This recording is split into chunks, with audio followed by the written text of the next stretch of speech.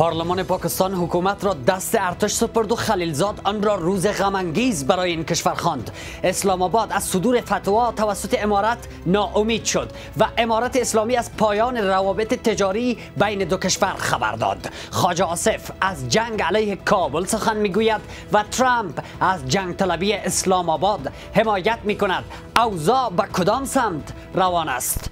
بینندگان افغانستان 1400 در سراسر جهان سلام. من احمد رشاد زریر با آقای روح الله هوتک آگاه و کنشگر سیاسی به این موضوع میپردازم. تشکر از آقای هوتک و از فتوا شروع کنیم. آیا سرنوشت امنیت پاکستان بسته است به فتوای امارت اسلامی؟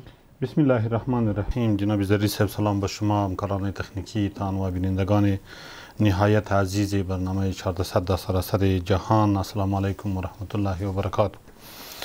جناب زریر صاحب، امی مشروعیت و نامشروعیت برمیگرده به اینکه حلال و حرام چی است و به می اساس مبارزه در مقابل شرارت پاکستان، در مقابل حلقه به گوش غربی ها و امریکایی ها، در کنار اونها با اون سران فاسدی که در جامعه پاکستان مسلط هستند، چی از نگاه مسالمت آمیز و چی از نگاه نظامی و چی هم از ناهنجاری های صوبایی یا ایالتی که در داخل پاکستان در مقابل نظام کنونی مستبد پاکستان ایستادگی صورت گرفته، برمیگرده به مشروعیت و نامشروعیت.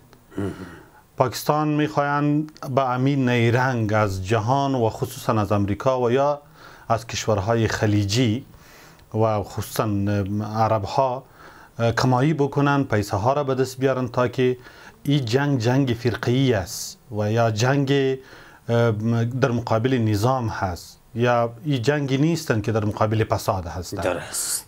به می شکل میخواین که مشروعیت دینی برش میدن، یک مشروعیت دینی بتن مبارزه خوده، در حالی که پاکستان و رژیم پاکستان مسلط پاکستان که هستن با می شرارتش چندین برنامه ها را برای اندازن. یک برنامه اولی اینها ای هستند که برش یک صبغه دینی بتن به اینمی که اینا باغی هستند در مقابل یک نظام اسلامی بغاوت کردن. این سوژه را در مقابل جهان اسلام و آیسی و دیگر کشورها استفاده میکنند. درست. یک بحث دوم ای است که ما تومه تروریسم هستیم و تروریسم است که از افغانستان رخ نمیگیرن. از اینها از امریکایی ها میخواین که کمایی داشته باشند.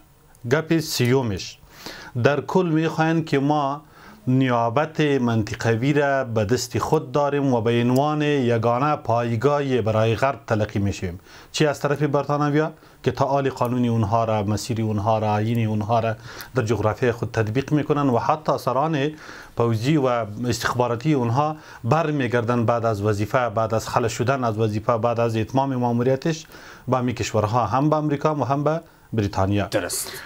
این عنوان هم به عنوان یک میراثخور منطقوی از این کشورها تلقی میکنن. این بحث ها را میخواین که از هر پالو از پیشان استفاده بکنن و نفع بگیرن. از همین خاطر هست که بانه بزرگ در کشور با کشورهای اسلامی که میزبان بودن، با دو کشوری که میانجی بودن با افغانستان، بهانه فتوا را پیشکش کردن. درست.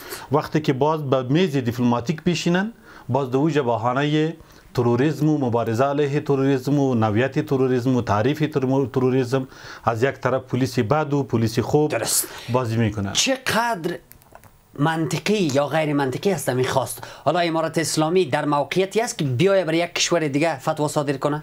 خب امارت اسلامی افغانستان من حیث یک نظام اسلامی مستقر در تمام جغرافیای افغانستان با تطبیق کردن تمام شعائر دینی و اسلامی در جامعه خود و در کل با شعار فوق‌العاده تطبیق شریعت اسلامی هم درایت دارن و هم صلابت دارن. درایت به این معنی که هیچ وقت از کانال دیگه آب نمیخورن و هیچ وقت با دیگران تقلید نمیکنن با کشورهایی که وجود دارن در همسایه ها و در کنار اونها میخواهن اونمو هم پهلوهای ایدئولوژیکی که در مقابل اونها هستن. اونا تحریک اسلامی پاکستان گفته میشه، TTP. و اینجا تحریک طالبای پاکستان گفته می شود. یک مناسبت بین اینها وجود دارند و در یک مابین اونها فقط یک خط پرزی وجود دارد. درست. اونها از مبارزه خود یعنی اونها یک احترامی به امارات قائل هستند به لحاظ نزدیکی ایدئولوژیک. یقینا. ولی امارات این کار میکنه. آیا جنگ در پاکستان نارواست یا روا؟ آله بحث اینجاست که اگر امارات اسلامی افغانستان من حیث یک کشور مستقل با تعریف سیاست واضح در رابطه به این که با جامعه دیگر، با کشور دیگر او طرف مرز پرزی، با یک نظام، با یک قانون، با یک ابرقدرت اتمی اگر تداخل بکنن بگوین که جنگ در مقابل شما ناروا هست، برای یا پایدهش چی است؟ اگر بگویه که روا هست، پایدهش چی است؟ پس در هر دو صورتش نمیشه یک امارت اسلامی افغانستان که در یک جنجال پرتنش در مقابل یک رژیمی که برخیسته ملتشان در اونجا خود دخیل بکنن، نه از نگاه ایدئولوژیک، نه از نگاه اجتماعی، نه از نگاه بخشای دیگه. اصلا کدام بحثی وجود نداره که و اما شریعت در مورد چی میگه؟ مثلا مولوی نجیب گفت که اونا باید استفتاء بکنن، دارالافتاء باید تصمیم بگیره در صورت که خودشان این کار بکنن. فرض به این بگیریم پاکستان استفتاء بکنه، درخواست فتوا بکنه، امارات به نظرتان دارالافتاء چی تصمیمی باید بگیره؟ ما وقتی که جناب زریر صاحب بسیار واضح شریعتی طور نیست که از جیبت یک ورقه را بکشی و در مقابل یک کسی استفاده بکنی. درست. این کارت سرخ باشه، زرد باشه، رقمی که باشه. درست.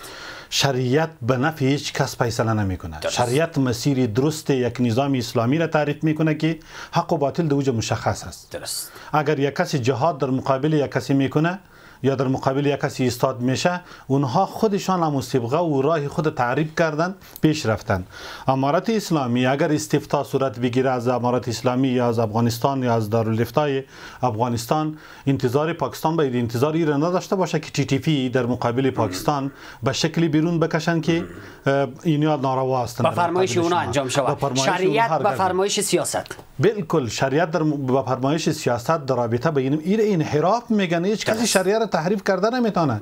و این یکی از معجزیت اسلامی می است که تحریف دو جای نداره. هر کسی که تحریف بکنه برملا هست. اینجا خو یک تنها این بحث کلی در رابطه با مردم افغانستان، در رابطه با جامعه جهانی بسیار واضح هست. حالا همین بحث تروریسم که حساب میکنیم، شما تاریخ تروریسم در یاد دارین حتما که از کدام نقطه شروع شد. هر کس خیست مخالف خود تروریسم گفتن. ولی پاکستان هم در مقابل مخالف خود تروریسم میگن. حالا این مخالفت اونها باید سنجیده شود. بسیاری ها در حکومت سابق امارات تروریسم میگفتن. حتی واضح هست هم امریکا هم تروریسم میگفتن، باز رفتن در دوحه راشان شیشتن صحبت کردن. با تروریسم خامخوانی. ولی سوال دیگه اینجاست که چرا ترکیه و قطر درخواست پاکستان را تکرار کردن؟ خب اونا در رابطه با فتوا اونا ایتو گفتن که یک حکم صادر بکنن. حکم بحثی علاید است، فتوا بحثی علاید است. فتوا صبغه دینی داشته می باشه، از مجرای سیومی که اصالت دین دو وجه انعکاس پیدا بکنه، اوجه اصل میشه. نه یک حکم امارت اسلامی افغانستان در جغرافیای داخلی افغانستان مورد تطبیق است، نه در رابطه به یکی در پاکستان. درست. پاکستانی‌ها فریاد میزنن که انفجار اسلام آباد ریشه در کابل داره و ما پاسخ را به کابل میدیم. کدام روز پروپاگاند نکردن؟ همیشه پروپاگاند میکنن، همیشه میخواین ناکامی های خود پنهان بکنن و ملامتی ها را به کشورهای دیگه بپردازن و بالای اونها تحمیل بکنن. در اسلام آباد خودتنا افغانستان یاد نکردن، گفتن که به حمایت این دوها افغانستان مرتکب جرم شدن. بله. یک دو پهلو را گرفتن. درست. تو یک دشمن دیرینه ایته، تو یک کسایی که امروزشان مشکل دیرینه دارین و یک کشور دیگه که نو میخواین در رابطه با اونها دشمنی را آغاز بکنین و آغازم کردین و اینها سالهایی بودن که به شکل پنهان شما اینمی زهر بالای مردم افغانستان خوردین. بعد از این مردم افغانستان در مقابل شما اونمو زهر خوردن نمیتوانن و نه هم در مقابل شما. و ترامپ میگه که در مبارزه با تروریسم ما کنار پاکستان هستیم. پیامش چی است؟ خب اهل تروریسم گفتم که تعریف واضحی ندارن و یک تعریف مشخصی ندارن. یعنی ترامپ و پاکستان تعریفشان از تروریسم یکی است. ترامپ و امریکا همیشه در منطقه خواستار گلالودی هستند، خواستار جنگ هستند، خواستاری هستند که باید دیگه تمام چیزها بر هم بخورن. قبلا گفت که من میخوام امسال برقرار کنم. خب اینیا هم برشان نوبل پیشنهاد کردن، حالا اینیا جنگ برا میندازن و اونا چی را برش نوبل پیشنهاد کردن. پس باید نخوان. اینمی هستند که سیاست امریکا واضح در خاوری میانه و در افغانستان جنگ طلبی بوده. 20 سال در افغانستان جنگ بران انداخته بود، زورش نکشید. درست. در خاوری میانه هم جنگ بران انداخته بود، تا حالا دیگه جنگ ادامه داره. انفجار دهلی را به نظرتان کی کرده؟ خب تنش‌های بزرگ و قوی وجود داره، تا حالا آبادی اونها واضح نشده. به نظرم هندی‌ها اعلان نکردن، حتما سرنخشان هم میکشن. یک چیزی هستن، ما گفتم که پاکستان در مقابل دو کشور تفاوت میکنه. در مقابل هندوستان از یک نوع مردمای استفاده میکنن که خودشان تربیت کردن و خودشان داشتن، با خود حمایت کردن، اونها را به عنوان جهاد در مقابل هندوها استفاده کردن و همیشه استفاده میکنن که در او قطار لشکر طیبه هست، جیش محمد هست، جهاد اسلامی هست. اینها را در مقابل اونها استفاده کردن و اینها را تربیت میکنن، زیر سایه آیسای تربیت میشه و کانال های عمده کلیشان هست که برای هندوستان هم معلوم است، برای منطقه هم معلوم است، به ما معلوم هستند که اینها استفاده میشه. یکی اگر از افراد یکی از این میسی گروه های عمده که در مقابل هندوستان اونا را سپورت میکنن باشن، به دور از حقیقت نمی باشن. درست. کوتاه اگر این جنبندی کنیم، اگر افغانستان تهدیدی علیه پاکستان از خاک خودش نداره، آیا TTP از هند میشنوه حرف اتهامی که پاکستان وارد میکنه؟ ما فکر کنیم که اگر دعوا را این رقم بکنیم که مردم در حدود 77 سال به این طرف زجر تحمل کردن، یک نقطه را خلاصه میکنیم. 77 سال پیش از امروز میراثخوارای بریتانیای کبیر که امیال حکومت فعلی هست و نظام فعلی و شراراندازه های اینیا هستند، در یک روز 650 مردمه در برملای عام 1500 نفر زخمی کردن و 650 نفر به شهادت رساندن. اینمی مردم پشتونخوا بودن. درست. اینمی رژیم باز عموم مرمیه که در بدن انسان خورده بودن، قیمت اونا را از خانوادهشان گرفتن. درست. پس اینمی 77 سال است که در مقابل اینمی رژیم مردم مبارزه میکنن. این مردم نه به اشاره هیچ کشوری. گپ دیگه است. این مردم که اگر دستشان کس میگرفت 77 سال علی وقت دستشان میگرفت. بسیار تشکر. باز میگردم به شما. اما این که قطع روابط تجاری بین کابل و اسلام آباد به کی بیشتر ضرر میکنه، پس از میان برنامه به آن میپردازیم.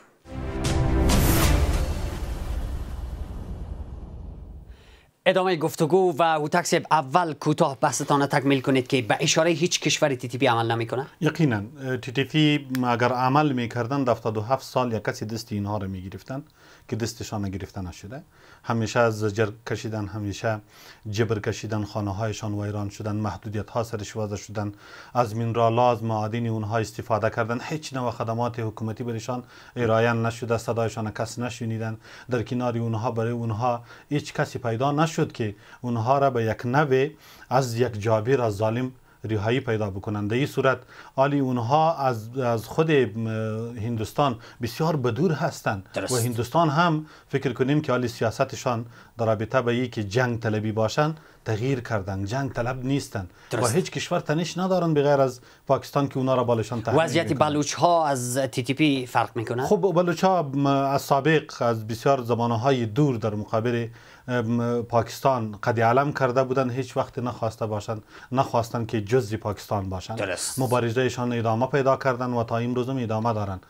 بسیار ممنون. و میرسیم به این که حالا که معاون اقتصادی ریاست الوزراء میگه که دیگر باید روابط اقتصادی و تجاری از پاکستان کاسته شود و وابستگی به پاکستان پایان پیدا کنه، کی ضرر میکنه دی؟ خب ضررش به دو بخش تقسیم میکنه. خب یکی ضرر کوتاه مدت است، یکی پایده دراز مدت. درست. اگر ما این اقدام 10 سال یا 20 سال پیش میکردیم که با ایشان قطع علاقه میکردیم، معلم استوار میبودیم، یک استقلالیت اقتصادی فوق العاده خود می داشتیم، هیچ وقت متکی به یک کوریدور واحد یک کشور دیگر نمی بودیم، با یک بخش با یک ترانزیت یک کشور وابسته نمی بودیم. عالم وقتشان است، اگرچه پاکستان با سیاست های نامشروع خود امید تمام 50% تکیه افغانستان در بخش ترانزیت و صادرات و واردات بالای پاکستان کاسته شده بود، حدوداً تا 1 میلیارد دلار سالانه رسیده بودن. اینا با این حد رسیده بود، ولی کدام فایده نداره. ولیکن ضررش چی بوده؟ ضرر این مسئله که با پاکستان داشتیم، یکی خود به تمام معنا ادویه بی‌کیفیت که زندگی مردم افغانستان در خطر انداخته بودن، اینیا را داشتیم، باید این بسته میشد. یک مسئله که حتی گزارش‌های داشتیم که مختص برای افغانستان اینا شرکت‌های داروسازی داشتن و دوجه به نام لوکال نمک منډی ساخته میشد، دکان‌های عادی کدام فارمسی هم فوق‌العاده نبوده. اینیا را با افغانستان سرازیر میکردن، به عنوان یک بازار سیاه ایجا پولشویی صورت میگرفت و پس برای همین که لایق‌ترین دکترای افغانستان نمیتونن مریض درمان کنن چون دوا بی‌کیفیت. ممکن یک بحث دوم اینمی است که ما در بخش ترانزیت و اونمو معاملات صادراتی ما با اونها یک رویه بهتر و خوبتر نداشتیم، یک تصویر خوب نداشتیم. وقتی که فرا رسیدن حاصلات اونها میشدن دروازه باز، چون افغانستان بالایشان اعتماد میداشتن، همیشه امرایشان اعتماد داشتن و اونا سوء استفاده میکردن. وقتی حاصل یا موسم صادرات افغانستان میرسید یا دیگه دروازه های مرزی را بسته میگه. بله.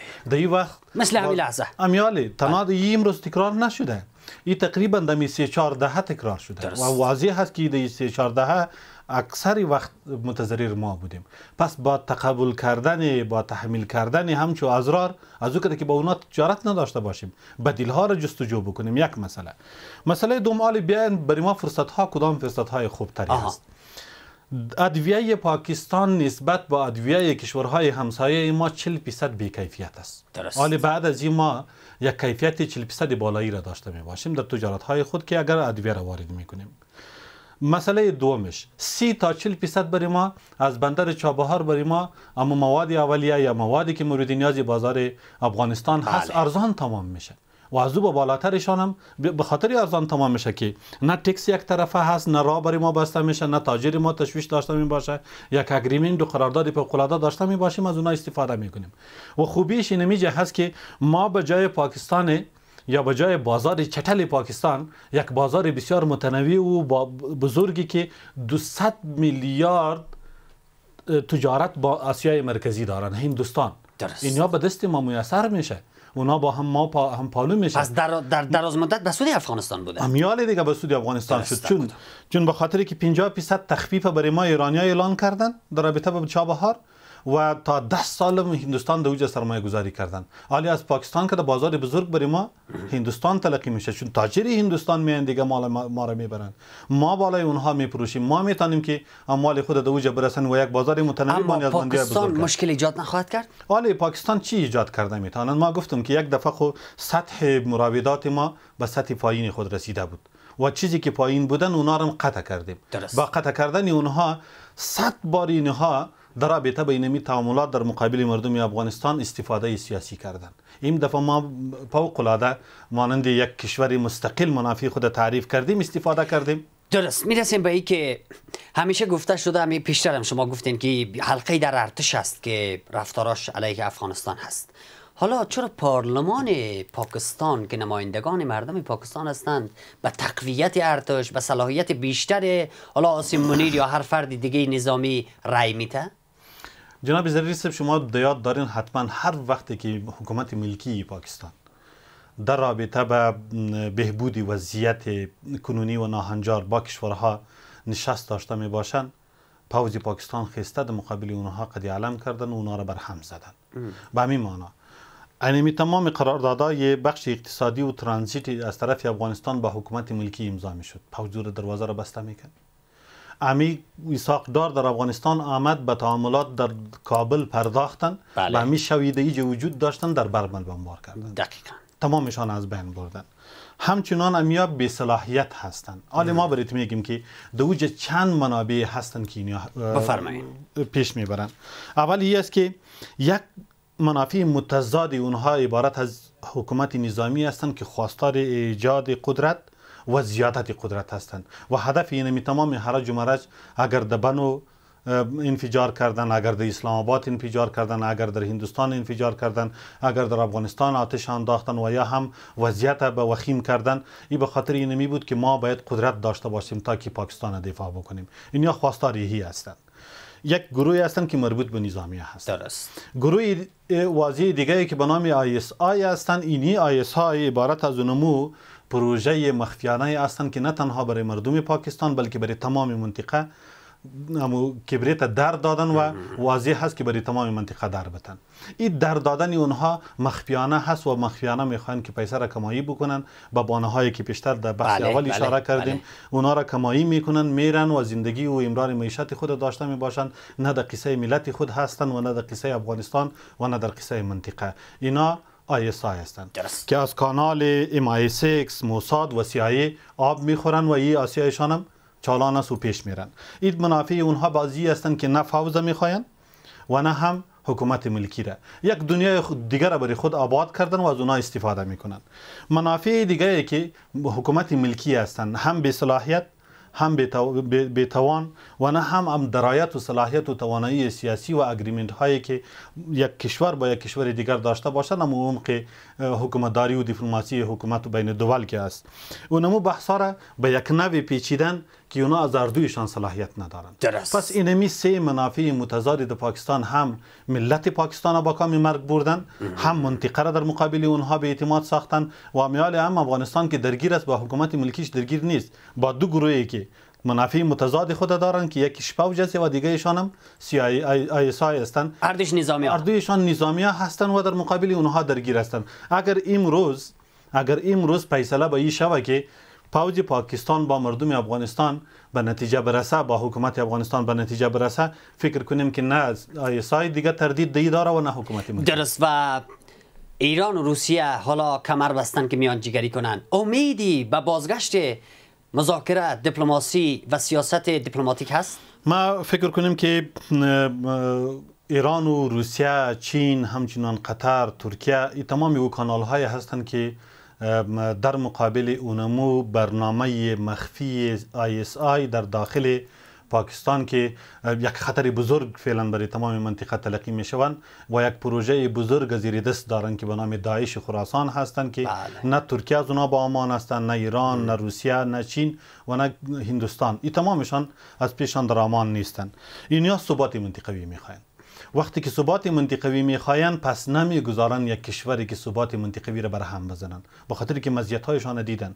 روس‌ها هم مزیت‌های خود دیدن، آسیای مرکزی هم مزیت‌ها را دیدن، ایران هم مزیت خود میبینن و چینایان هم در رابطه با ثبات افغانستان دیگه متکی به این هستند که باید یک نظامی که فعلا موجود هستن و امید منطقه هستن باید حمایت شود و هیچ وقت اینها را تردید نکردن. اگرچه دیپلماسی و فوق‌العاده و مواردی که دیگر وجود داره تا حال به کرسی نشستن، نه از طرف ایران، نه از طرف چین و نه هم از اکثر کشورهای اسلامی بخش آسیای مرکزی. خب ولیکن به صورت کلی می توانیم که قانع به این هستند که یک نظامی که ممید هستند برای منطقه، نظام امارت اسلامی هستند که جغرافیا را مهار مدیریت درست کردن. و اگر کوتاه این اشاره کنین که فرض به این بگیریم که کشورها ترکیه، قطر، ایران، روسیه، چین دوباره پاکستانی‌ها را سر میز آوردن، اگر با همین خواستا بیاین چی فایده؟ حالا امیدی هست که دوباره مذاکره نتیجه بده؟ اصلا اگر پاکستان از اونمو استبداد خود، از زور و از نیابت قدرت‌های بزرگ برگردن، جای حل هست. پس به خاطر چی جای حل؟ ملتیشان در مشکلات هست، بله، منطقه در مشکل میشه و در کنار اونها قدرت و بقای پاکستان در خطر است. پس قدرت و بقای پاکستان که در خطر باشه این به نفع پاکستان است. قدرت و بقای خود پاکستان در بخاطر به خطر، حتی خطر نابودی پاکستان وجود داره. دین روز خودشان اعلان کردن که جنگ ما در سرحد نیست، در تمام شهرهای پاکستان وجود داره. در کراچی صورت گرفت تا پایتخت هم رسید.